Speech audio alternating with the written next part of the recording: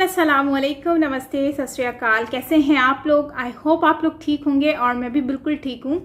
आज हम लोग रिएक्शन देने वाले हैं। वीडियो का टाइटल है major Gaurav Arya discuss on Kashmir and Balochistan. So इस वीडियो के ऊपर आज हम लोग रिएक्शन देंगे और वीडियो देखते हैं।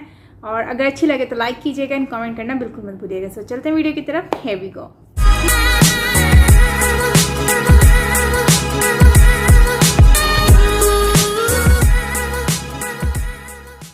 मैंने अर्नब को पहले ही बोल दिया था, भारत का पार्टीशन आईक्यू पे हुआ था। जो मंद बुद्धि थे, जो दिमाग से पैदल थे, वो वहां चले गए।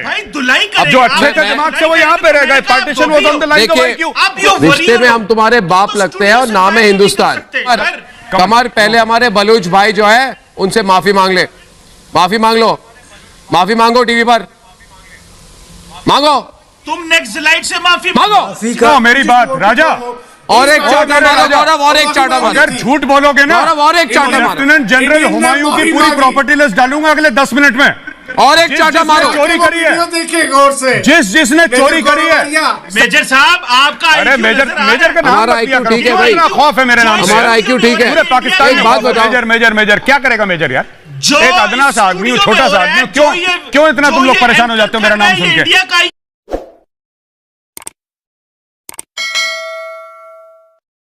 देखिए, आप पाकिस्तानियों मेरी बात सुनो।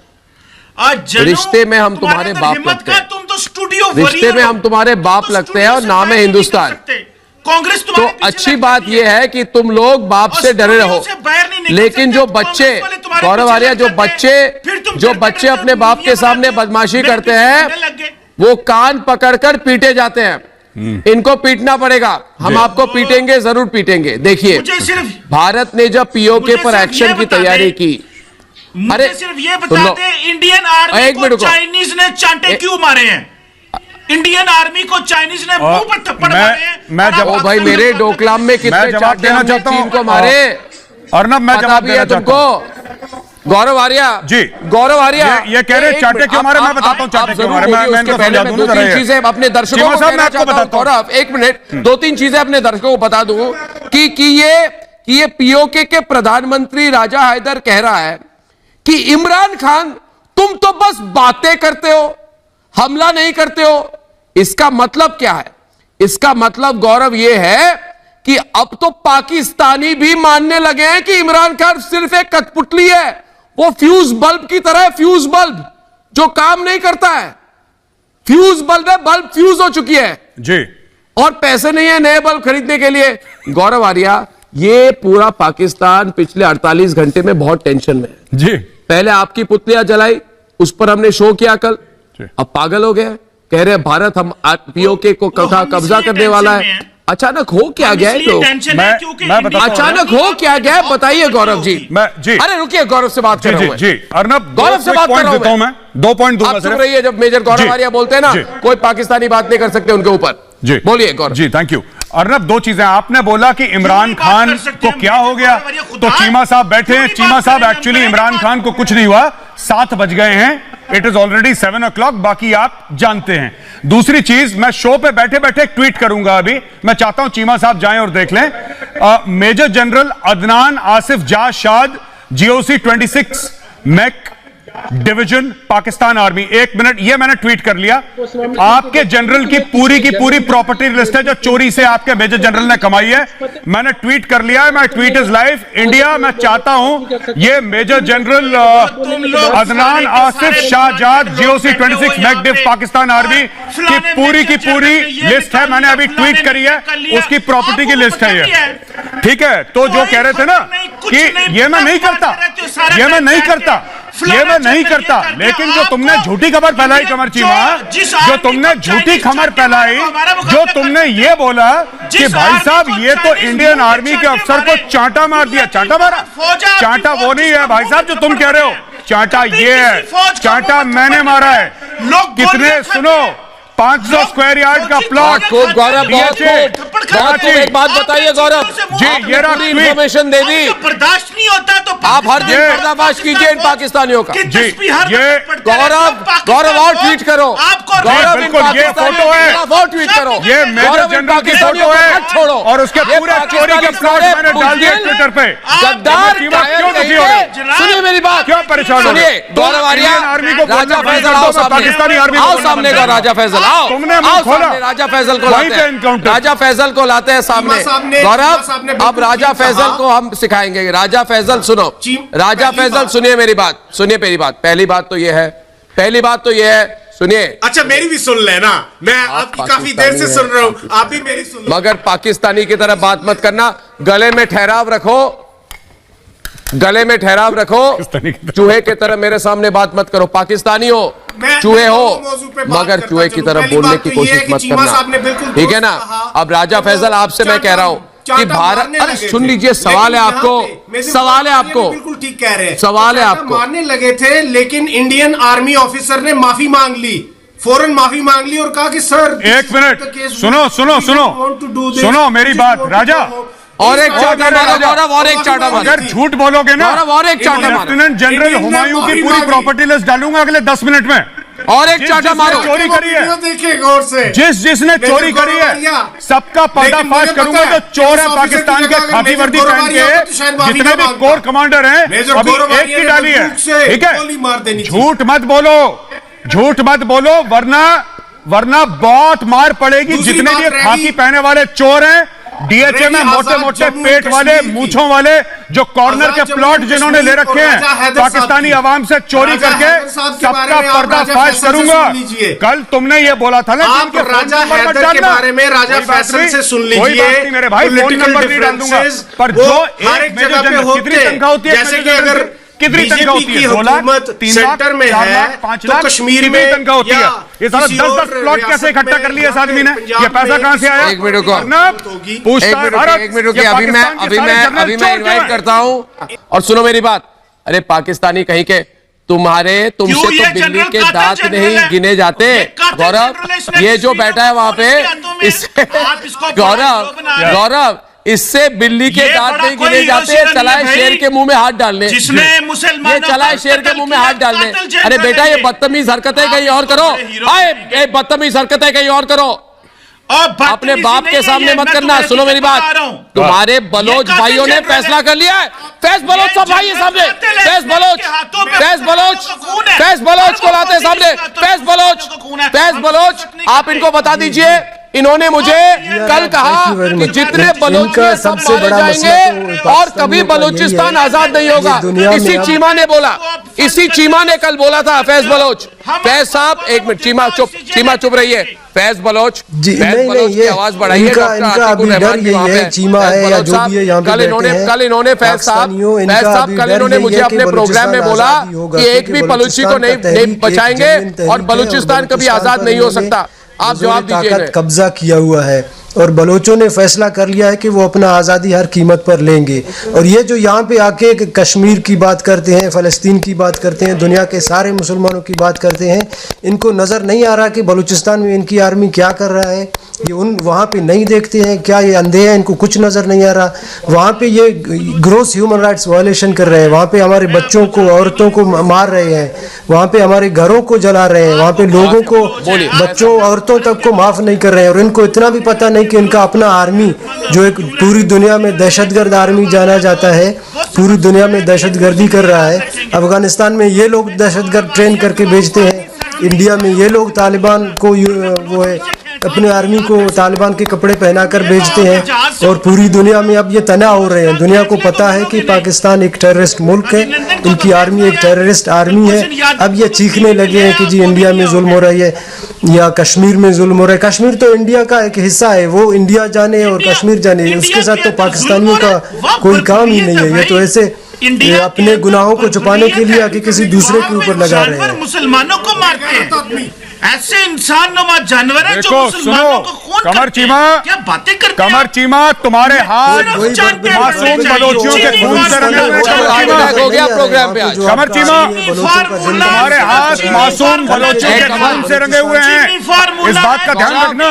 गौरव, जितना इस खबर कश्मीर को बोलो, कश्मीर कहते हो, तो बलूची के साथ बात करें, बलोचियों लिहाज के साथ बात करें। रंगे हैं नया फार्मूला जो डिसअपियरेंस से बात करो बलोची के साथ। जो ग्रॉस ह्यूमन राइट्स वायलेशन करी है वहां पे, जहां औरतों की इज्जतें लूटी हैं, जहां बच्चों, मासूम बच्चों का कत्ल करा है, हेलीकॉप्टरों से लोगों को जिंदा फेंका है नीचे, जिंदा, जो ड्रिलिंग मशीन से, जो दीवार में ड्रिलिंग करते हैं उनसे इनके घुटनों पे छेद करा है टॉर्चर करने के लिए बलूचिस्तान में। और ये यहाँ पे आकर पूरी आर्मी का मेरे पास है, पूरी आर्मी का, सारे के सारे। बोलिए हमारे वीर बलोच भाई, मैं फिर कहता हूँ, हमारे मेरे पास जो बलोच हैं, मेरे भाई और बहन वहाँ पे, वो मेरे साथ रास्ते में हैं, मेरे मासूम भाई बहन वहाँ पे।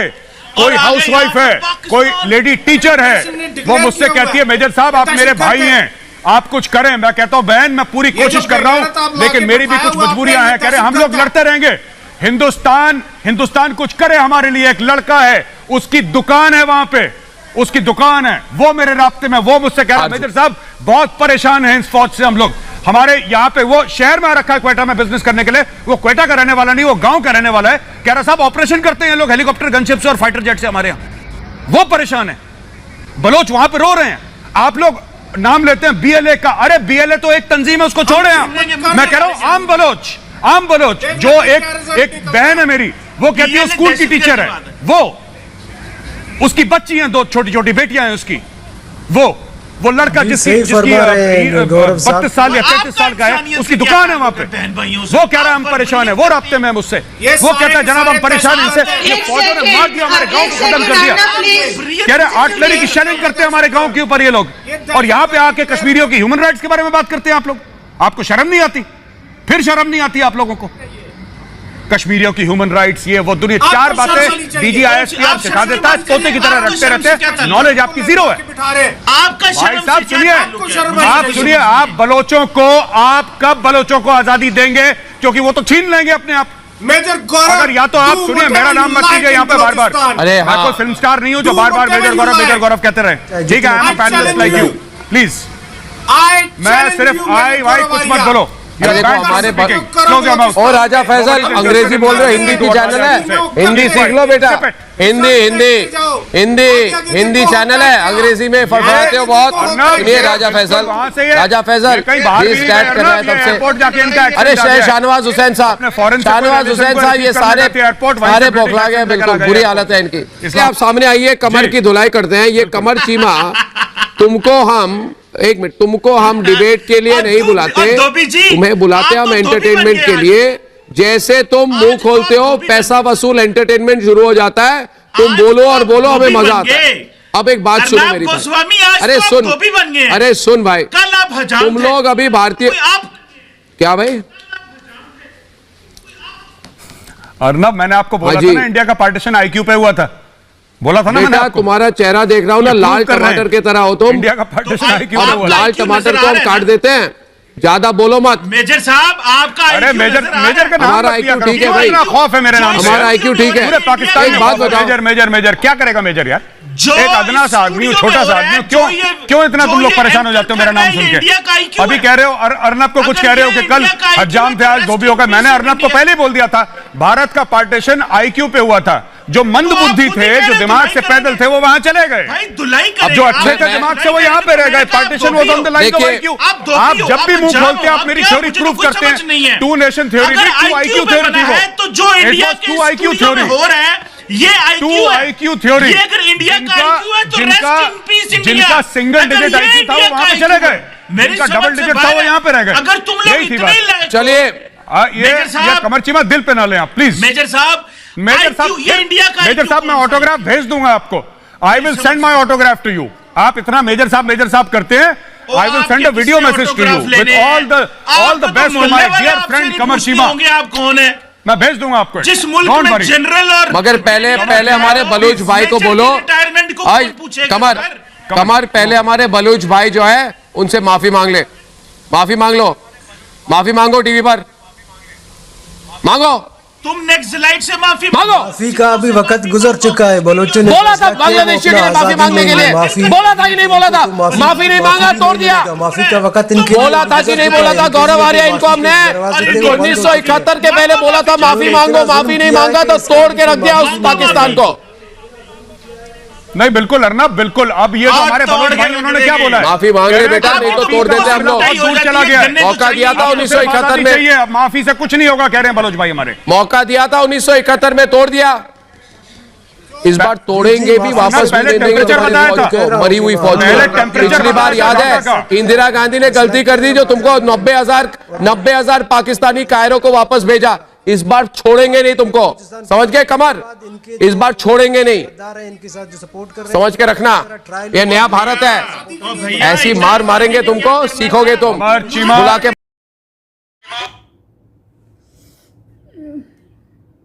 अच्छा, ये डिबेट कम लग रही थी और चिड़ियाघर ज़्यादा लग रहा था क्योंकि सब लोग ही बोल रहे थे कंटिन्यूसली और समझ ही नहीं आ रहा था कि कौन क्या बात कर रहा है। बाकी ये है कि बलूचिस्तान के ऊपर बात कर रहे थे और कि बलूचिस्तान को उसका राइट मिलेगा और उस पर वहाँ पे जुल्म हो रहा है, वो सारी चीज़ें बता रहे थे। एंड ऑल्सो कश्मीर के ऊपर बात की जा रही थी। लेकिन मैं यही कहूँगी कि बलूचिस्तान में जो हैं वो उनके ऊपर उनको अगर उनके साथ सच में ही बुरा हो रहा है, वैसे काफ़ी चीज़ें हमने जो है वो सुनी भी हैं, देखी भी हैं कि जैसे कि वो शिया लोगों को वहाँ पर मारा गया और बहुत वो धरना भी उन्होंने किया लाशें रख कर रोड पर। तो ये जुल्म है उनके साथ और उनके साथ ऊपर से इस तरह से किया जाता है। और जैसे मेजर साहब ने कहा कि एक फ़ीमेल है, वो टीचर है, उनके 2 बच्चे हैं, वो मुझे बोल रही होती हैं कि ये जुल्म होता है। और वो एक लड़का गांव से आकर काम करता है, वो बोलता है कि ये हम पे जुल्म करते हैं। सो ये अगर ऐसा वाकई में ही है तो ये तो बहुत ही अफसोस की बात है और शर्मिंदगी की बात है कि ये लोग एक तो 1971 में इतना कुछ हुआ, उसके बाद अब जो है ये लोग अब भी यही सारी चीज़ें कर रहे हैं। बट अनफॉर्चुनेटली हम लोग यही है कि सिर्फ आवाज़ उठा सकते हैं और करना तो उन लोगों ने ही है जो भी करना है। तो बाकी कमर चीमा की अगर हम बात करते हैं तो कमर चीमा आज कुछ बिल्कुल ही अलग लग रहा था। मतलब जैसे कि ऐसा लग ही नहीं रहा था कि ये वही कमर चीमा है जो बात कर रहा होता है बिल्कुल आराम से, खामोशी से। मतलब किस तरह से रूडली होकर मिसबिहेव करके बात कर रहा था। तो मुझे कमर चीमा की बात करने का तरीका बिल्कुल अच्छा नहीं लगा। और काफ़ी देखें, बात करने से आप अपनी कंट्री को रिप्रेजेंट कर रहे हैं। जब आप अपनी ज़ुबान को सही से नहीं यूज़ करेंगे तो उससे आपकी कंट्री के ऊपर इम्पैक्ट पड़ेगा। आपकी कंट्री को लोग बोलेंगे कि इनकी यहाँ के सारे लोग ही बुरे हैं। ठीक है, आरजू काज़मी जो है वो चुप थी, वो खामोश थी, वो इतना नहीं बोल रही थी। तो जिसकी वजह से आरजू काज़मी ने कोशिश ज़रूर की बीच में बोलने की, लेकिन फिर भी वो नहीं बोल पाई, चुप रही। और आरजू काज़मी वैसे ये है कि वो कोशिश करती हैं कि वो वही बोलें जो उनके माइंड में है। एंड अब मुझे नहीं पता कमर चीमा बनने की कोशिश कर रहा था या फिर ऐसे ही, या उसको इस तरह बोलने के ही पैसे दिए गए थे। बट जो भी है ये एक मतलब मुझे लगता है कि ये सही नहीं था कमर चीमा का बिहेवियर, जिस तरह से उन्होंने बात की। एंड जो अर्नब सर हैं उन्होंने जिस तरह से बात की है, अब उनको आप देख लें। मुझे तो वो ठग लाइफ ज़्यादा मज़े की लगती है। मुझे ठग लाइफ याद आ रही थी, किस तरह से वो रोस्ट कर रहे थे सबको और माफ़ी मांगो और चूहे वाली आवाज़ मत निकालो, चूहे हो पर चूहों वाली आवाज़ मत निकालना, वो वाला। एंड काफ़ी मतलब डिबेट करते करते वो काफ़ी फ़नी वे में ले जाते हैं बात को, तो जिससे जो है वो माहौल अच्छा क्रिएट हो जाता है, मतलब मज़े का हो जाता है। बाकी यही है कि मेजर साहब का कह रहे हैं कि मेजर साहब जो है वो जब बात कर रहे होते हैं तो उनके आगे मत बोला करें और उनके आगे कोई भी नहीं बोल सकता। तो मतलब ये बात रियलिटी है कि मेजर साहब जब बोलते हैं तो वो खुल डुल कर बोलते हैं और फिर उनके आगे बोलना बहुत मुश्किल हो जाता है। लेकिन यह है कि जो बात हक की होती है वो करनी चाहिए। अगर बलूचिस्तान के ऊपर जुल्म हो रहा है तो उस पर आवाज़ उठानी चाहिए और ये बहस करने का कोई फ़ायदा नहीं है। एंड ऑल्सो अगर और 1971 की वॉर पे जो हुआ लोगों के साथ, अगर वो उस पर हमें ज़रूर माफ़ी मांगनी चाहिए। हम लोगों ने जो उन बेचारों के साथ हुआ है, बांग्लादेशियों के साथ, उनके लिए उनसे माफ़ी मांगना हमारा फ़र्ज़ बनता है, हमारा हक़ है कि हम उनसे माफ़ी मांगें, क्योंकि गलत किया है उन लोगों के साथ और उनकी फ़ीमेल्स के साथ, और 50 साल गुजर चुके हैं लेकिन स्टिल उनके साथ जो हुआ वो अब तक याद किया जाता है, वो भूला नहीं गया। तो उसको याद किया गया है और अब तक याद रहेगा लोगों को। सो माफ़ी मांगना हक़ बनता है और मुझे लगता है कि माफ़ी मांगने में कोई हर्ज भी नहीं है। अगर माफ़ी मांगेंगे तो इससे क्या होगा, जो है उनको शायद अच्छा लगे, उनका दर्द जो है वो थोड़ा कम हो जाए। और बाकी वही बात हो रही थी कि पैसों की, प्रॉपर्टी की बात की जा रही है कि प्रॉपर्टी ये लोग बनाते हैं, ले जाते हैं, और ये बात सच है। हमारे यहाँ पर जो लोग हैं गवर्नमेंट से रिलेटेड और यहाँ पे कोई भी बड़ी असामी जो है वो क्या करते हैं, वो प्रॉपर्टीज़ जो हैं वो बनाते हैं, ले जाते हैं आउट ऑफ कंट्री में, अपनी प्रॉपर्टीज़ बनाते हैं पैसों से, और फिर वो जो गरीब लोगों का पैसा होता है वो उन लोगों तक नहीं पहुंच पाता। सो ये बहुत ही ज़्यादा अफसोस की बात है। एनीवेज़ क्या कर सकते हैं गाइस, जो हो रहा है वो आपके सामने ही है। बाकी ये है कि आज की डिबेट तो मुझे थोड़ी फ़नी ही लगी, कुछ ऐसा कोई तो था ही चीज़, इसमें ज़्यादातर लड़ाई और बहस ही हो रही थी और रोस्ट किया जा रहा था, जो कि कमर चीमा को बहुत ज़्यादा इसमें अन्ना सब ने जो है वो रोस्ट किया है, बहुत ज़्यादा ही रोस्ट किया है।